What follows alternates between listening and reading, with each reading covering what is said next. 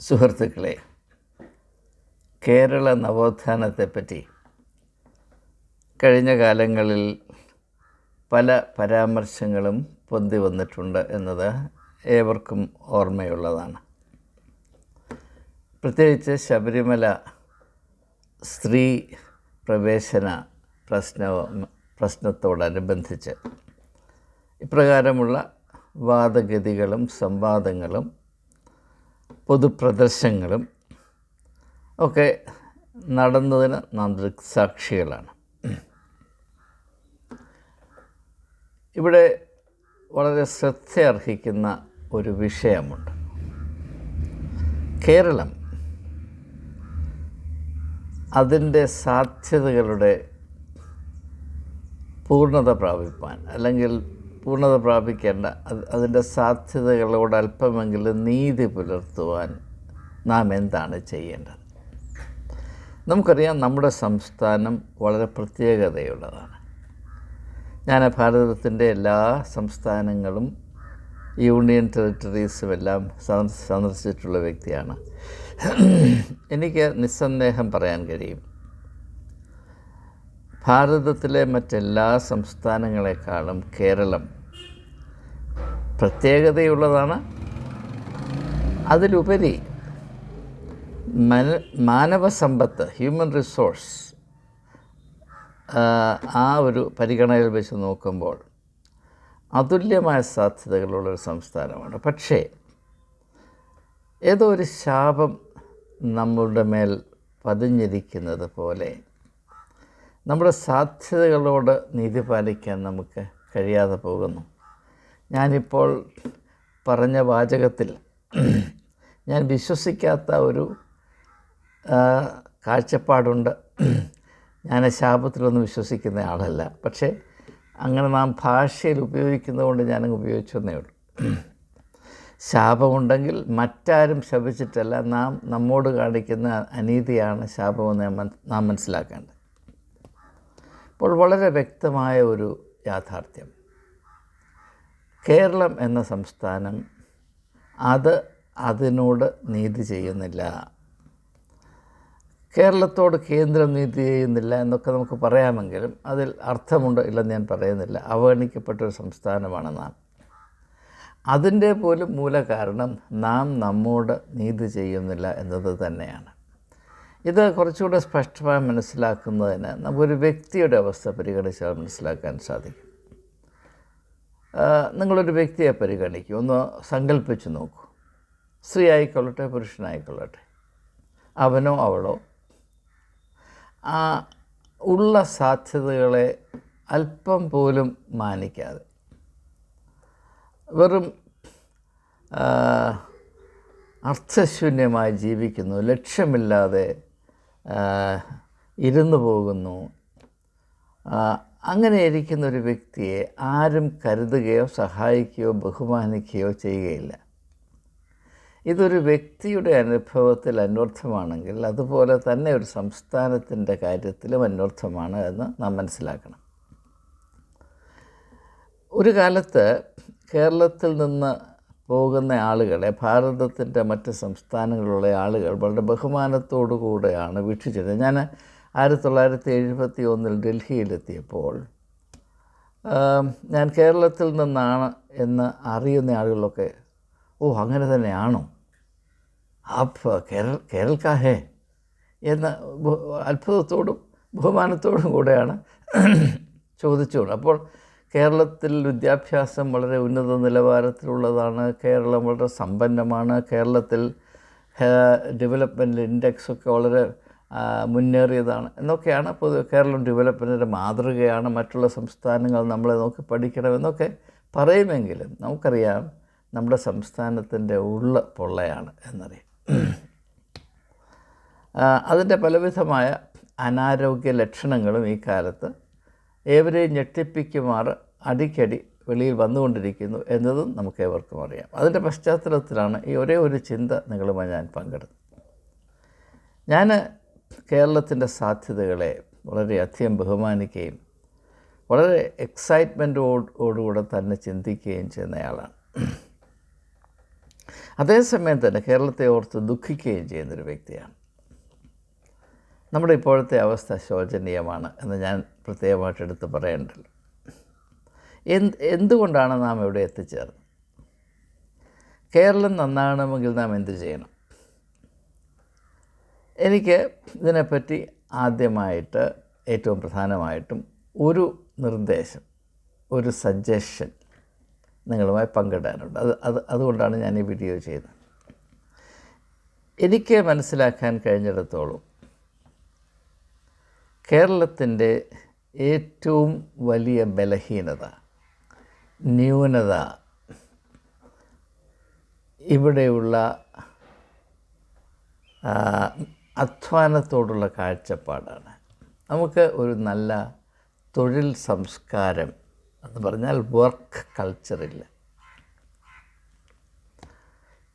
കഴിയുമെങ്കിൽ അധ്വാനിക്കാതെ കൂടുതൽ സമ്പാദിക്കാം, അതാണ് ഏറ്റവും മിടുക്ക് എന്ന് ധരിക്കുന്ന ഒരു കൂട്ടം ആളുകളാണ് നമ്മൾ. അതുകൊണ്ട് തന്നെ അധ്വാനത്തിൻ്റെ മേഖലയിൽ വരുമ്പോൾ ഭൂരിപക്ഷം ആളുകളും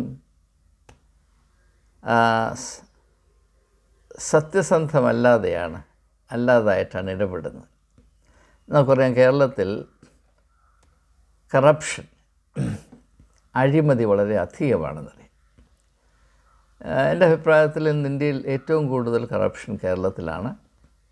കറപ്ഷൻ ഇല്ലാതെ ഇടത്തോട്ടോ വലത്തോട്ടോ തിരിയാൻ വയ്യാത്തൊരു സാഹചര്യമാണ് നമ്മളുടേത്. ഒരു കാര്യം പോലും നേരെ ചൊവ്വേ നമുക്ക് ചെയ്യാൻ സാധ്യമല്ല. റുട്ടീൻ പ്രോസസ് ആൻഡ് പ്രൊസീജിയേഴ്സ് ആരുടെയെങ്കിലും കൈ ഒന്ന് നനയ്ക്കാതെ ഒന്നും കടലാസ് മുമ്പോട്ട് നീങ്ങത്തില്ല എന്നൊരവസ്ഥയാണ് നമ്മളുടെ. അതുപോലെ തന്നെ ഒരു 50 വർഷങ്ങൾക്ക് മുൻപ് ഏതെങ്കിലും ഒരു മേഖലയിൽ ജോലി ചെയ്യുന്ന വ്യക്തിക്ക്, തൊഴിലാളിയാണെങ്കിലും അല്ലെങ്കിലും, സ്കിൽ ഉണ്ടായിരുന്നു. നല്ല സ്കിൽഡ് വർക്കേഴ്സ് നമ്മൾ പറയത്തില്ലേ.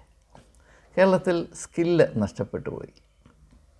സ്കിൽ ഡെവലപ്മെൻറ്റ് എന്നൊക്കെ വളരെ വളരെ ശക്തമായി വികാരത്തോടെ ആവേശത്തോടൊക്കെ പറയുമെങ്കിലും സ്കില്ല് നമ്മുടെ ഇന്ന് വിട്ടുപോയി. പൊതുവെയുള്ള കാര്യമാണ് ഞാൻ പറയുന്നത്. അങ്ങനെയും സ്കിൽഡായിട്ടുള്ള ആളുകളുണ്ട്, ഇല്ലെന്ന് ഞാൻ പറയുന്നത്. അതുപോലെ തന്നെ ഒരു 50 വർഷങ്ങൾക്ക് മുൻപ് അധ്വാനത്തിൻ്റെ മേഖലയിൽ മനുഷ്യർ തമ്മിലുള്ള ബന്ധത്തിന് ഒരു സുഖമുണ്ടായിരുന്നു. ഇപ്പോൾ അസുഖമാണ്. ഞാൻ ഈ അടുത്തിടെ എൻ്റെ വീട്ടിൻ്റെ മെയിൻ്റനൻസ് വർക്ക് സംബന്ധമായി പല കൂട്ടത്തിലുള്ള ആളുകളെയും ഉപയോഗിച്ചു. അവർ തുടങ്ങുന്നത് ശത്രുതയിലാണ്. ഒരു എന്തിനെന്നറിയാതെയുള്ള ഒരു എതിർപ്പ്, ഒരു ചീർപ്പ്, ഒരകൽച്ച. അങ്ങനെ ആയിരുന്നില്ല. അങ്ങനെ മനോഭാവമുള്ള ഒരു വ്യക്തി പോലും സത്യസന്ധമായ ജോലി ചെയ്യുകയില്ല.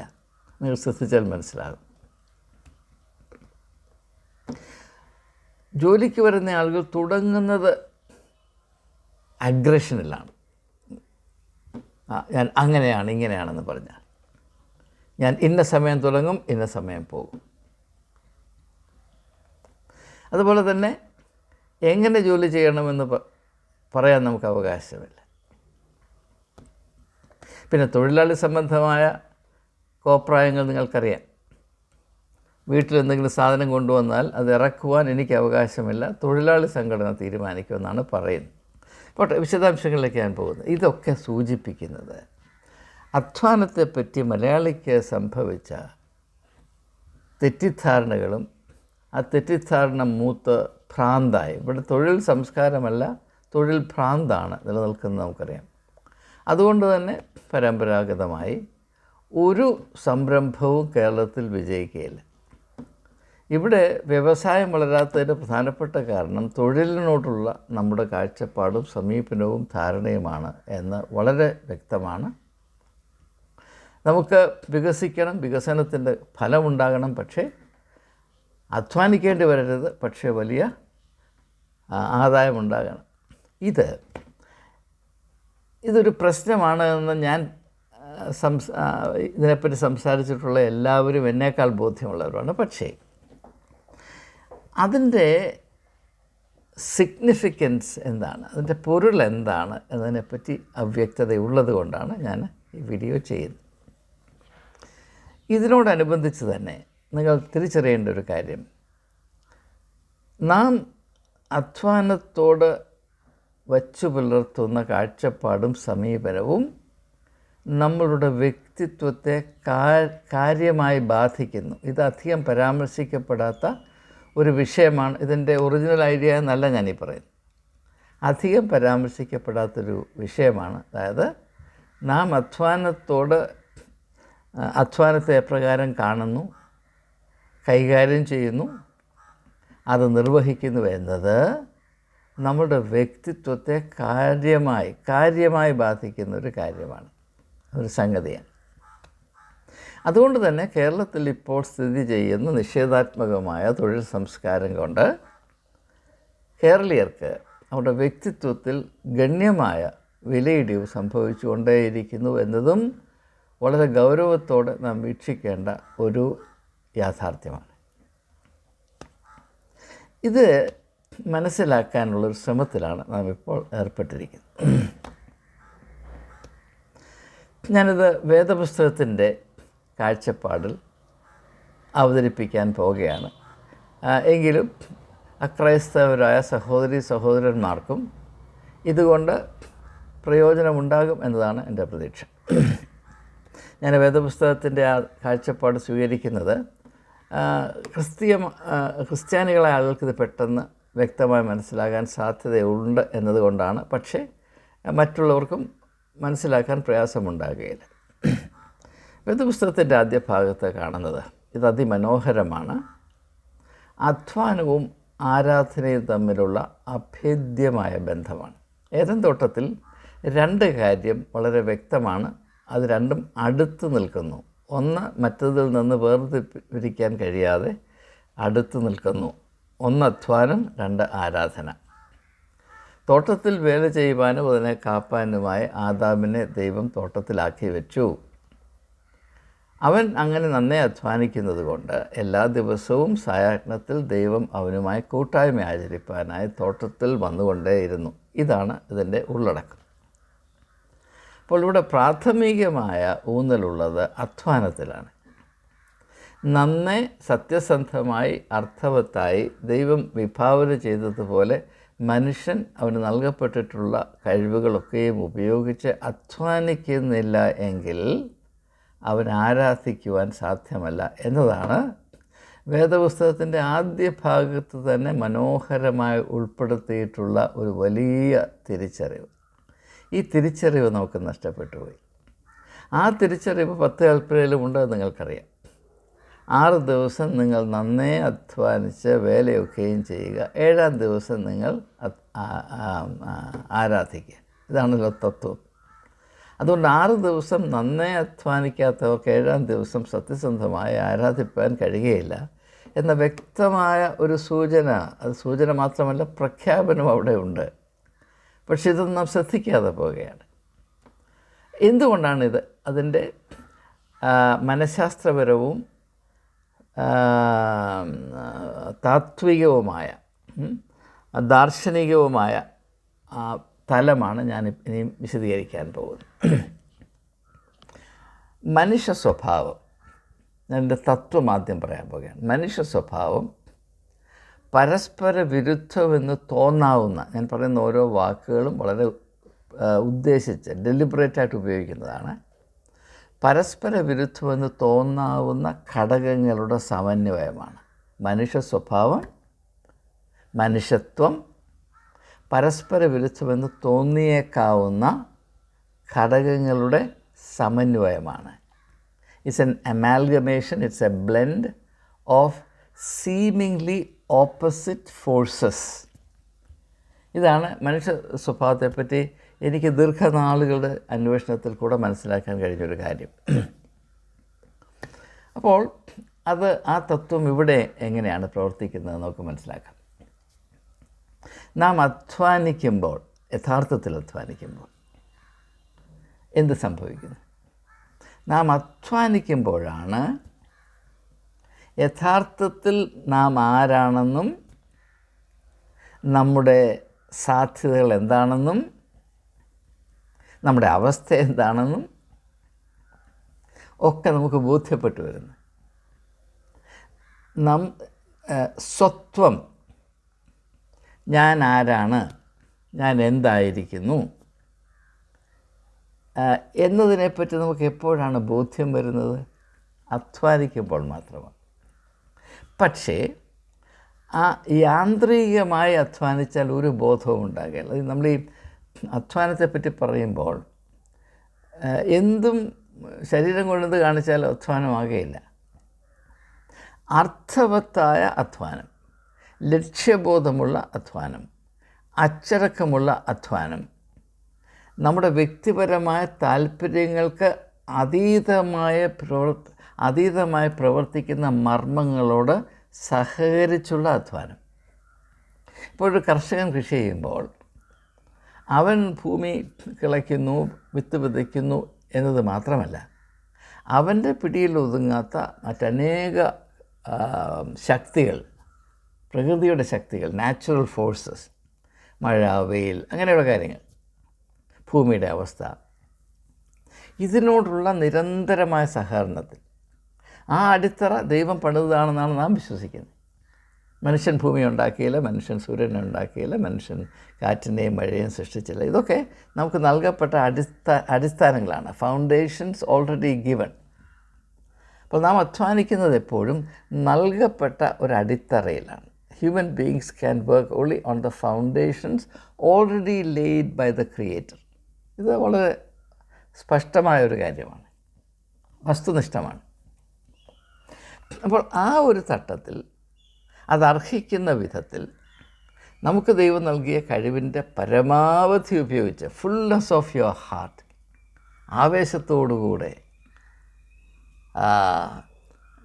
നന്ദി നിറഞ്ഞ ഹൃദയത്തോടെ, നിഷേധാത്മകത ഒട്ടുമേയില്ലാതെ നാം അധ്വാനിക്കുന്നു. അപ്പോൾ നാം ആരാണ് എന്നതിനെപ്പറ്റി നമുക്ക് ബോധ്യമുണ്ടാകുകയും നമുക്ക് നമ്മെപ്പറ്റി ഒരു ബഹുമാനം ഉണ്ടാകുകയും, അതാണ് സെൽഫ് റെസ്പെക്റ്റ് എന്ന് പറയുന്നത്.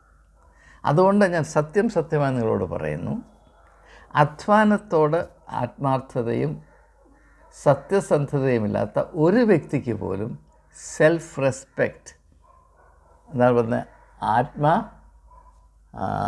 ബഹുമാനം, സ്വാഭിമാനം ഉണ്ടാകുകയില്ല. കേരളത്തിൽ പൊതുവെ എൻ്റെ ചിന്തയിൽ, എൻ്റെ ശ്രദ്ധയിൽപ്പെട്ടൊരു കാര്യം, ഇവിടെ സ്വാഭിമാനം വളരെ കുറവാണ്. മലയാളിക്ക് അല്പം സ്വാഭിമാനം ഉണ്ടായിരുന്നെങ്കിൽ എന്ന് പറഞ്ഞൊരു വീഡിയോ ഞാൻ ഒരു 4-5 മാസങ്ങൾക്ക് മുൻപ് ചെയ്തിട്ടുള്ളതാണ്. കേരളത്തിൽ നിന്ന് ഏറ്റവും ആവശ്യമായിട്ടുള്ളത് സെൻട്രൽ ഫണ്ടിങ് അല്ല, അത് വേണ്ടെന്നല്ല ഞാൻ പറയുന്നത്. മലയാളിക്ക് ഏറ്റവും ആവശ്യമായിട്ടുള്ള സ്വാഭിമാനമാണ്. അധ്വാനിക്കാതെ എനിക്ക് കൂലി കിട്ടണം, ശമ്പളം കിട്ടണം, കൂടുതൽ ശമ്പളം കിട്ടണം, അർഹിക്കാത്ത ആനുകൂല്യം കിട്ടണം, അതിനിടയിലും കാല് പിടിക്കുന്നു, അവിഹിതമായ മാർഗത്തിൽ കൂടെ അതിന് സഞ്ചരിക്കുന്നു. ഇപ്പോൾ ഈ അടുത്തിടെ ഒരു 5 വയസ്സുള്ളൊരു പെൺകുട്ടിയെ തട്ടിക്കൊണ്ടുപോയി റാൻസത്തിനാണെന്നൊക്കെ പറയുന്നു. ഇതെല്ലാം ഇതിൽ പെടുന്നതാണ്. പിന്നെ ഇലന്തൂരിൽ നരബലി നടത്തി ദൈവം സന്തോഷിച്ച് വലിയ ഏതാണ്ട് കൊണ്ട് തരും എന്നൊക്കെ, ഇതൊക്കെ ഇതിൽ പെടുന്നതാണ്. നാം മതത്തെ ഉപയോഗിക്കുന്നത് പോലും അധ്വാനിക്കാതെ സൂക്ഷിച്ച് ജീവിക്കാം, ദൈവം നമ്മുടെ വായിലോട്ട് കൊഴുക്കട്ട ഇട്ട് തരും എന്നൊരു താല്പര്യത്തിലാണ് നാം ചെയ്യുന്നത്. അത് ആത്മീയതയിൽ നിലകൊള്ളുന്ന സനാതനമായ തത്വങ്ങളെ അല്പം പോലും ഗണിക്കാതെ, ബഹുമാനിക്കാതെ, അല്ലെങ്കിൽ മനസ്സിലാക്കാൻ പോലും കൂട്ടാക്കാതെ, ഈ വളരെ ശോചനീയമായ അവസ്ഥയിൽ നിന്നുകൊണ്ട്, കഴമ്പില്ലാത്ത അവസ്ഥ, അധ്വാനമില്ലാതെ മനുഷ്യൻ്റെ ജീവിതത്തിൽ എന്തെങ്കിലും കഴമ്പുണ്ടോ?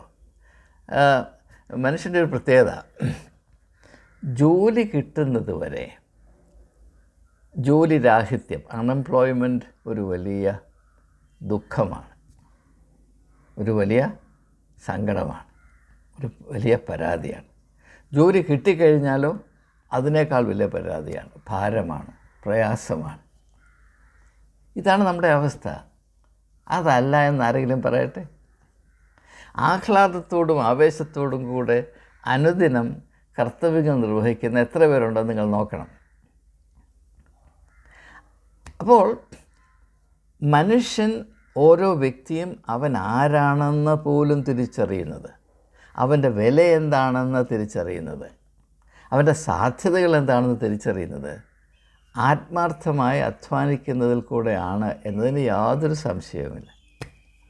അപ്പോൾ മനുഷ്യൻ്റെ ഒരാവശ്യം അവനിൽ തന്നെ എന്താണ്, അതാണ് സെൽഫ് അവെയർനെസ്, സ്വയംബോധം എന്ന് നാം പറയുന്നത്. അത് മനുഷ്യൻ്റെ ഏറ്റവും അടിസ്ഥാനപരമായ ഒരു ആവശ്യമാണ്. എന്നാൽ അതുപോലെ മറ്റൊരാവശ്യമുണ്ട്. അതാണ് എൻ്റെ മനോഹാരിത. എന്താണ്? ഇതിന് നേരെ വിരുദ്ധമായി സ്വയത്തെ അതിജീവിക്കുക. ഇത് സ്വയത്തെ അറിയുക, സെൽഫ് അവെയർനെസ്. മറ്റേത് സ്വയത്തെ അതിജീവിക്കുക, സെൽഫ് ട്രാൻസെൻഡൻസ്. സ്വയത്തെ അതിജീവിക്കുക. ഇത് രണ്ടും കൂടെ ബ്ലെൻഡ് ചെയ്യുമ്പോൾ മാത്രം, ഇത് രണ്ടും ഒന്നാകുമ്പോൾ മാത്രമേ മനുഷ്യൻ മനുഷ്യനാകുകയുള്ളൂ, നരൻ മനുഷ്യനാകുകയുള്ളൂ, മനുഷ്യത്വം പ്രാപിക്കുകയുള്ളൂ. അപ്പോൾ മനുഷ്യന് ഓരോ വ്യക്തിയും അവന് അതീതമായ അവസ്ഥയിൽ സെൽഫ് ട്രാൻസെൻഡൻസ് പ്രാപിക്കുന്നതിനുള്ള ഏകമാർഗം ആരാധനയാണ്. അതാണ് ആരാധനയുടെ മൂല്യം, ഉദ്ദേശം, മഹിമ, അനുഗ്രഹം. പക്ഷേ നാം എന്ത് ചെയ്യുന്നു? ഈ ആരാധന പോലും സെൽഫ് അവെയർനെസ്സിൽ മാത്രം നിർത്തിയിരിക്കുകയാണ്. കാരണം എന്താണ്? നാം ആരാധനയിൽ കൂടെ ഉദ്ദേശിക്കുന്നത് ദൈവത്തിന് കൈക്കൂലി കൊടുത്ത് ഇങ്ങനെ അധ്വാനിക്കാതെ മടികൊണ്ടിരിക്കുന്ന സാഹചര്യത്തിൽ വല്ലതും കിട്ടിയെങ്കിലല്ലേ നമുക്ക് നാളുകൾ കഴിക്കാൻ സാധ്യമാകുകയുള്ളൂ. അതുകൊണ്ടൊരു വിധത്തിൽ മാന്യമായി തെണ്ടുന്ന ഒരു പരിപാടിയായിട്ട് നാം മതത്തെയും ഭക്തിയെയും ആക്കി വെച്ചിട്ടുണ്ട്. അത് നമ്മുടെ തൊഴിൽ സംസ്കാരവും ഈ ആരാധനയും ഒന്നാണ്. നാം വെച്ചു പുലർത്തുന്ന തൊഴിൽ സംസ്കാരവും നാം നടത്തുന്ന ആരാധനയും ഒന്നാണ്. ഇത് രണ്ടും നമുക്ക് തട്ടുകേടാണ് എന്ന് ദയവായി എൻ്റെ ജനം മനസ്സിലാക്കണം എന്നൊരു വലിയ പ്രാർത്ഥന എനിക്കുണ്ട്. ഞാനതുകൊണ്ടാണ് പല കാര്യങ്ങളും ഇതേ യാഥാർത്ഥ്യം പല വിധത്തിൽ നിന്ന് മനസ്സിലാക്കത്തക്കവണ്ണം, understanding the same reality from different angles so as to attain maximum possible clarity, അതിനാണ് ഞാൻ ഇതിനകത്ത് തത്രപ്പെട്ടുകൊണ്ടേയിരിക്കുന്നത്. അപ്പോൾ ആരാധന എന്താണ്? Transcendence of the self. നാം ദൈവത്തിൽ അലിഞ്ഞു ചേരുന്നു. അത് നമ്മുടെ ആവശ്യമാണ്.